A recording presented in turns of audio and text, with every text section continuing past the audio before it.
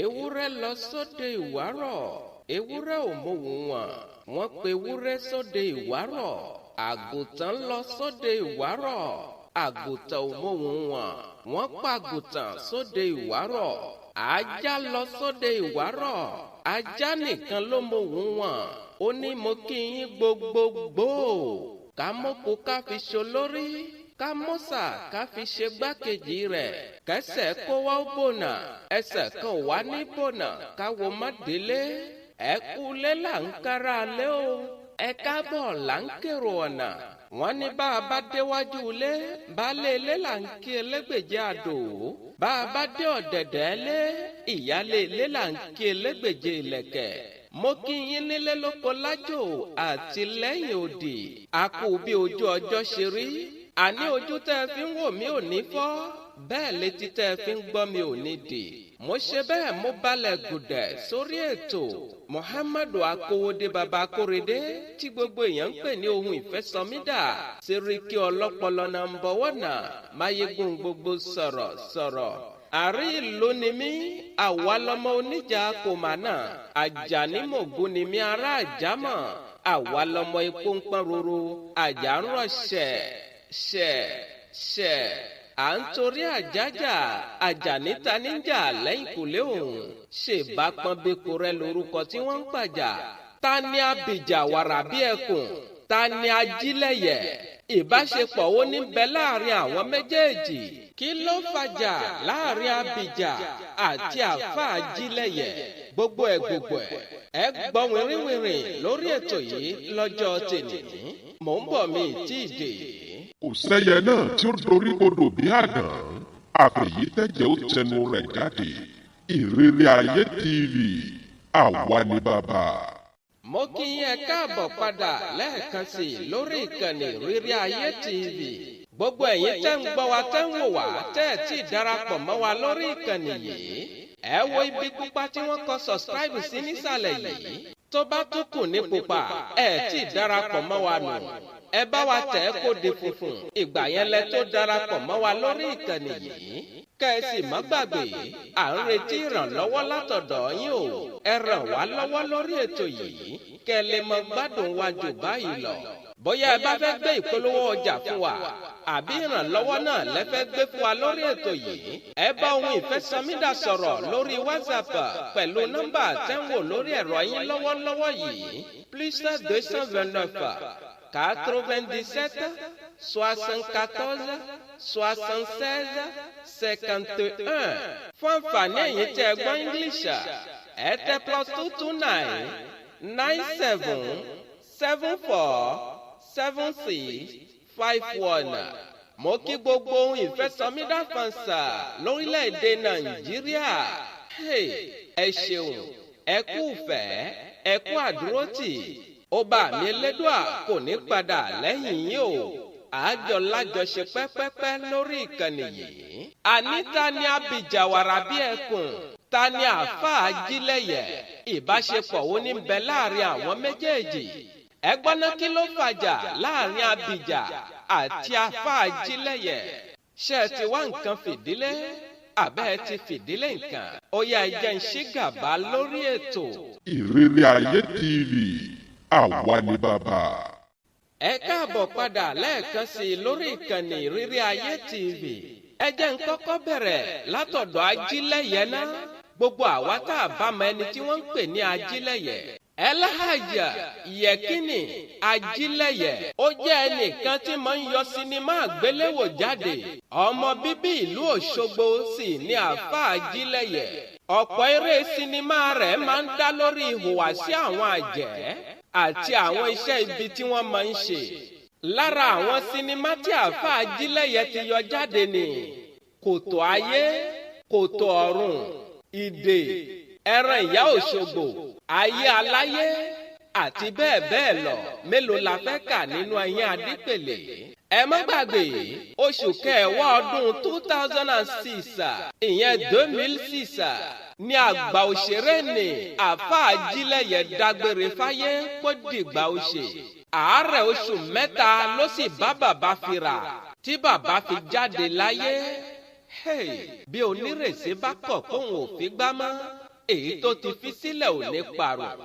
àìmọye àwọn sinimá àgbéléwò tí àáfàá Ajílẹ́yẹ yọ jáde ó tún kù tí ń ṣiṣẹ́ títí dọ̀la.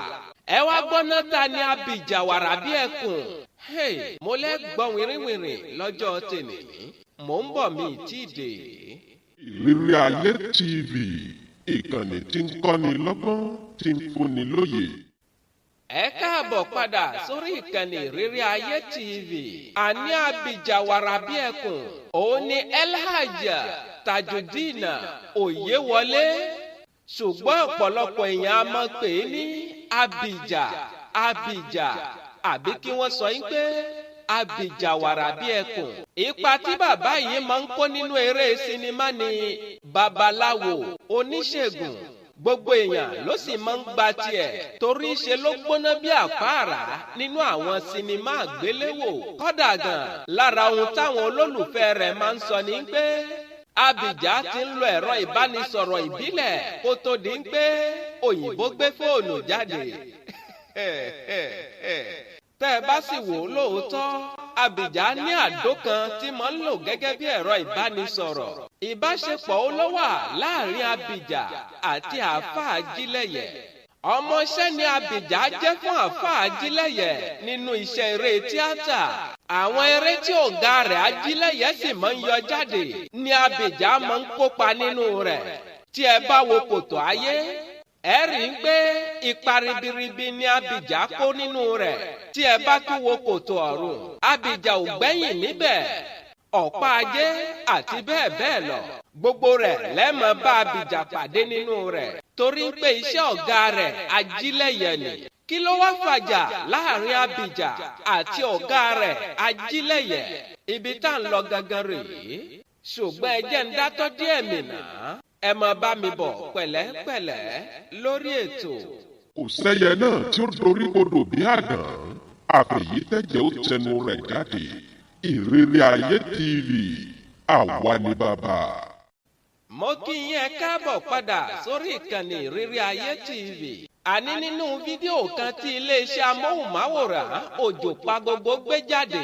nínú fídíò yìí ni Abija ti tú kẹ̀kẹ́ ọ̀rọ̀ sílẹ̀. ohun tó fa ìjà láàrin òun àti ọ̀gá rẹ̀ Elhaja Yekini Ajílẹ́yẹ. Abija sọ yín pé àwọn òṣèré tíátà kan ló wá bá ọ̀gá òun wípé kó yọ̀ǹda òun fún àwọn kí òun wá bá wọn kópa nínú eré sinimá kan. ọ̀gá tòun jẹ́wọ́ lóòótọ́ gbogbo owó tí ọ̀gá tòun sì béèrè lọ́wọ́ àwọn òṣèré tíátà yìí gbogbo rẹ̀ pátá ni wọ́n san fún ọ̀gá tòun.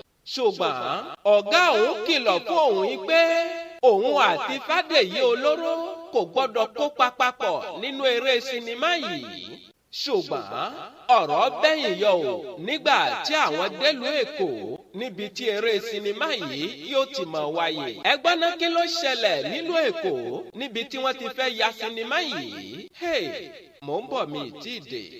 Ìrírí Ayé TV, ìkànnì tí ń kọ́ni lọ́gbọ́n tí ń fúnni lóye. mo kí yín ẹ káàbọ̀ padà sórí ìkànnì Ìrírí Ayé TV.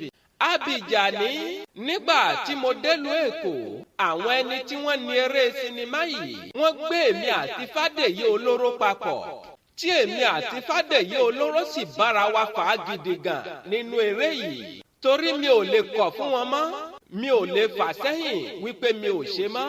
nígbà tí òkìkí lọ kàn bá ọ̀gá mi Ajílẹ́yẹ wípé èmi àti Fádèyí Olóró kojú ara wa nínú eré sinimá yìí, ọ̀gá mi ò kà á kú rárá torí kò gbàgbọ́. àfìgbà tí ọ̀kan lára àwọn ìyàwó rẹ̀ mú lọ wo eré sinimá yìí nílùú Èkó nígbà tí sinimá ọ̀hún jáde, níṣe ni ọ̀gá mi bá gun ẹṣin obìnrin tààràtà láìwẹ̀yìn. bó ṣe jáde kúrò ní gbọ̀ngàn sinimá yìí níṣe ni ojú ọ̀gá mi pọ́n nígbà tó rí mi lẹ́gbẹ̀ẹ́ àwọn èrò tó wá wo sinimá yìí.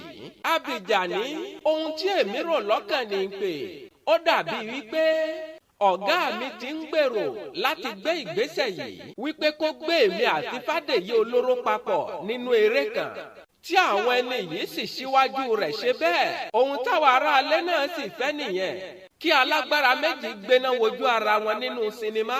ìmọ̀ ń dùn mọ́ àwọn aráalé púpọ̀ bóyá ohun tí ọ̀gá mi fẹ́ ṣe nìyẹn kó tó di pé wọ́n gba wájú rẹ̀ ṣe. Abija ń tẹ̀síwájú ọ̀rọ̀ rẹ̀. Ó ní ọ̀gá mi bínú sí mi gidi gan, òun sì bẹ́ títí. Kódà gan àwọn àgbààgbà eléré sì pe àwọn jókòó láti parí aáwọ̀ tó wà láàrin òun àtọ̀gá òun. Ṣùgbọ́n ọ̀gá òun ò gbà, ó sì kọ̀ láti dáríjì òun. Àṣebálárè ò bá ṣe sùúrù yóò padà wá jẹ̀bi. Kí ló wá fà á tí Abija fi bẹ̀rẹ̀ sí ní bínú sí ọ̀gá rẹ̀, pàápàá jùlọ tó fi kúrò nínú ẹgbẹ́ eré tíátà ọ̀gá rẹ̀ Ajílẹ́yẹ? Ibi tí mò ń lọ gangan rèé, mò ń bọ̀ mi tí ì dé. Ìrírí Ayé TV, àwa ni bàbá. Mo kí yín ẹ káàbọ̀ padà lẹ́ẹ̀kan sí i lórí ìkànnì Ìrírí Ayé TV. Àní Abija ní àwọn kan ni wọ́n fẹ́ rán àwọn òṣèré tíátà Ajílẹ́yẹ lọ sílùú Mẹ́kà láti lọ ṣàràfà, tí orúkọ òun sì wà lára àwọn ẹni tí wọ́n fẹ́ lọ yìí. Ṣùgbọ́n àkókò tí àwọn fẹ́ ṣe àdúrà Mẹ́kà yìí ni òun gbọ́ pé òun ò ní bá àwọn tó kù lọ mọ́, torí ọ̀gá àwọn Ajílẹ́yẹ ti fi orúkọ ẹnìkan tí wọ́n ń pè ní Músíbáwò fi rọ́pò orúkọ tòun. Abija ní ẹ̀ṣẹ̀ kan ṣoṣo tí ọ̀gá òun ṣe òun rèé, tó sì dùn òun púpọ̀, kódà gan ó dùn ẹlẹ́dàá òun pẹ̀lú. Torí pé ọ̀gá òun ò tiẹ̀ bò ń gbọ́ rárá wípé òun ò ní bá wọn lọ Mẹ́kà yìí mọ́. Ó ní kódà gan mo ti múra àti ṣe àdúrà Mẹ́kà yìí, tí ìyá mi àti ẹ̀gbọ́n mi ti dé láti ìlú Òṣogbo sọ́dọ̀ mi nílùú Èkó. Bí mo ṣe fẹ́ ṣàlàyé ohun tó ṣẹlẹ̀ fún ìyá mi, ìṣe ni mo bó sẹ́kún gbàmù. Ọ̀rọ̀ yìí dùn ìyá mi sì fẹ́ lọ bá ọ̀gá mi Ajílẹ́yẹ, àmọ́ mo kọ̀ fún ìyá mi pé kí wọ́n má lọ. Bí ìyá mi àti ẹ̀gbọ́n mi ṣe fi ìbànújẹ́ padà sílùú Òṣogbo rèé. Ọjọ́ kẹta ni mo mú okùn wípé mo fẹ́ lọ pokùnso, àmọ́ mo pàdé ọmọ tọ́ọ̀gì kan lọ́nà, ìyẹn àwọn ọmọ ọ̀tá kan. Eléyìí sì fi ohùn ọmọ ọ̀tá bá mi sọ̀rọ̀ wípé kí ló dé gan náà tí èèyàn ò bá lọ Mẹ́kà, ṣé òpin ayé ti wá dé ni? Ẹ gbójú ń bẹ̀ jọ. Abija ní gbólóhùn tí ọmọ tọ́ọ̀gì yìí sọ fún òun rèé, òun sì padà sílé láì pokùnso mọ́. Ẹ wá gbọ́ báwo ni Abija ṣe gbà tó fi di Àlájì. Mò ń bọ̀ mi tí ì dé, ẹ mọ bá mi gbọ́ pẹ̀lẹ́pẹ̀lẹ́ lórí ètò. Kò sẹ́yẹ náà tí ó dorí kodò bí àdán, àfẹ̀yí tẹ̀jẹ̀ ó tẹnu rẹ̀ jáde. Ìrírí Ayé TV, àwa ni bàbá.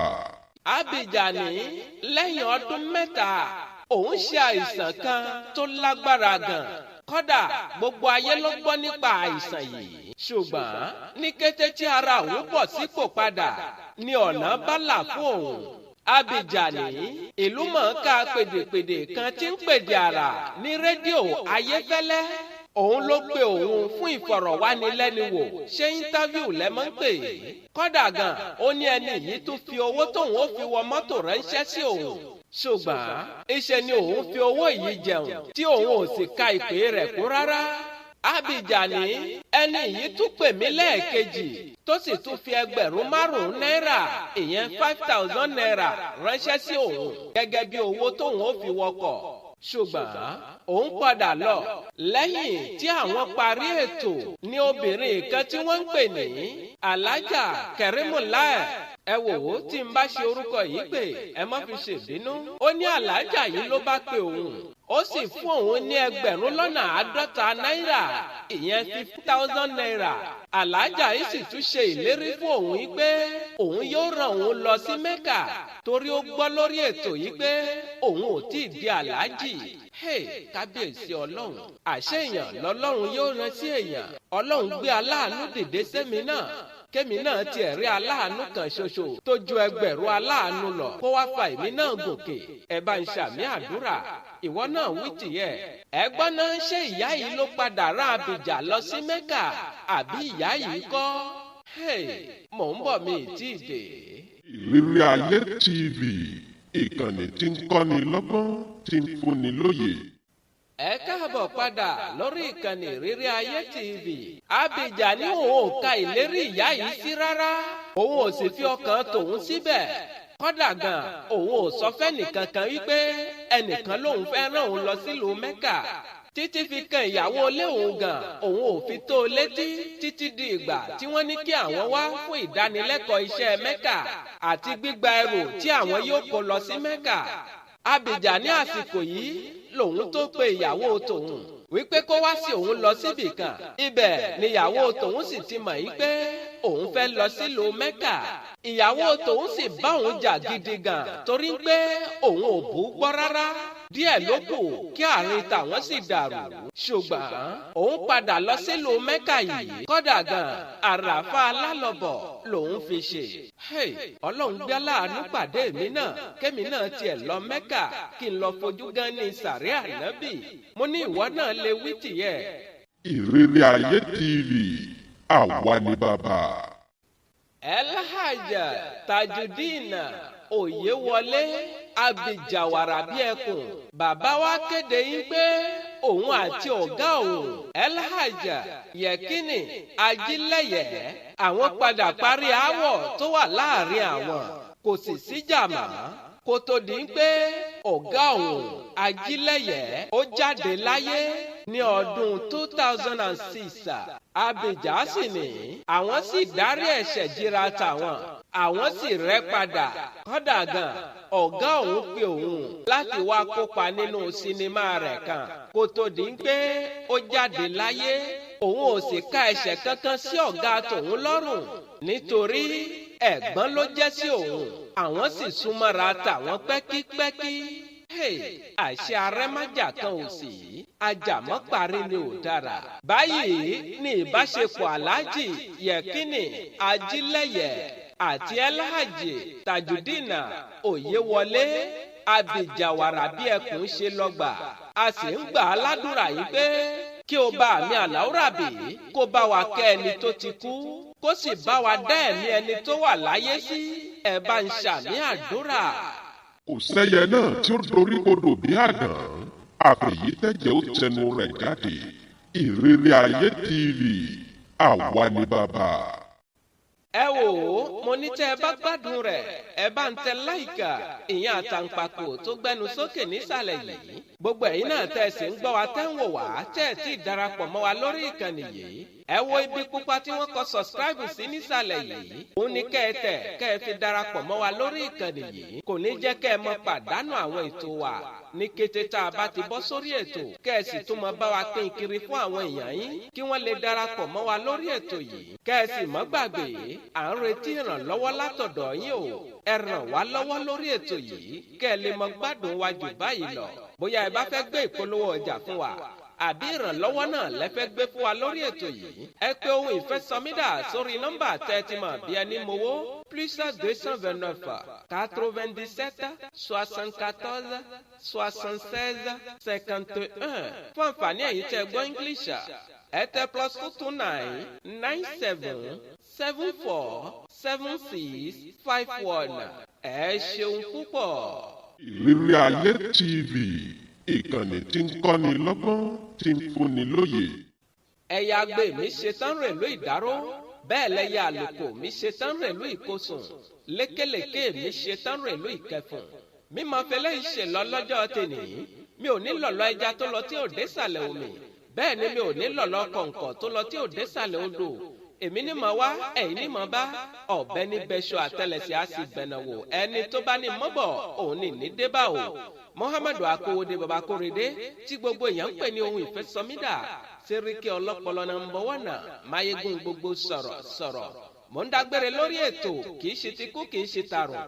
Ìpàdé mi àti ó tún di ní kòpẹ́kòpẹ́ lórí àkọ́tún ètò títí ìgbà tá a tún máa pàdé. Mi ò fi ń sínú ìbànújẹ́ o mi ò ní dé bá yín nínú ìbànújẹ́. Ó dàbọ̀. Kò sẹ́yẹ náà tí ó dorí kodò bí àdán àfẹ̀yí tẹ̀jẹ̀ ó tẹnu rẹ̀ jáde. Ìrírí Ayé TV, àwa ni bàbá.